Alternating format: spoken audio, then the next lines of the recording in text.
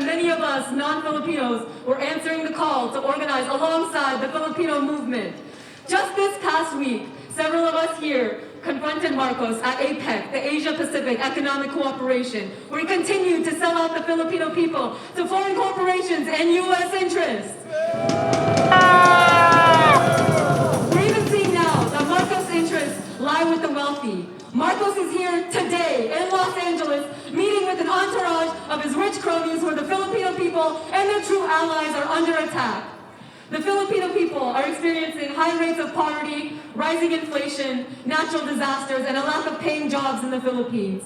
As the Philippines suffers under another Marcos regime, its government is prioritizing lavish meals, vacations, and hotels for the wealthy. Marcos, his government, and the U.S. government's war crimes are not restricted to the Filipino people, but their allies as well. We see that activists like Brandon Lee are targeted for showing solidarity and organizing alongside the Filipino people when the government itself neglects their needs.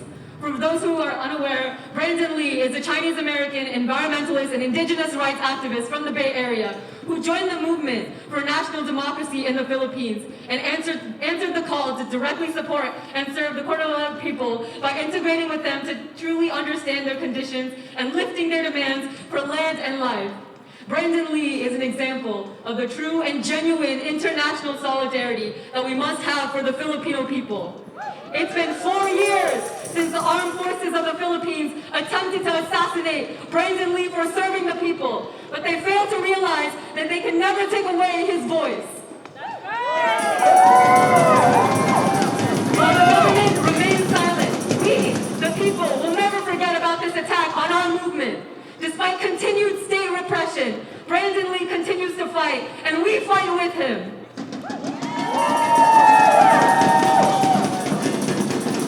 In the words of Brandon Lee, it horrifies me to think that bullet fragments still in my body have been funded through American tax dollars.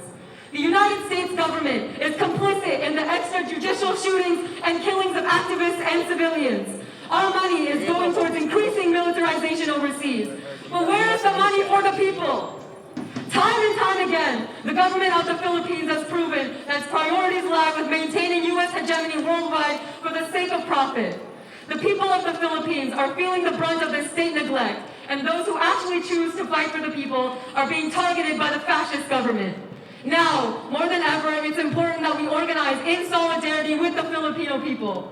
We're seeing that the contradictions between the government and the people are increasing.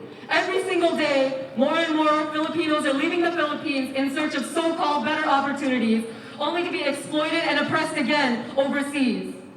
Despite the crimes of the Philippines government and the U.S. government, we are fighting back.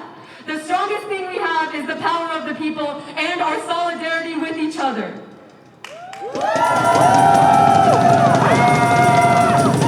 There's not much more that I can add that hasn't already been said by previous speakers, but PUSO San Fernando Valley is here in absolute and genuine solidarity alongside the Filipino people in their struggle for liberation. Long live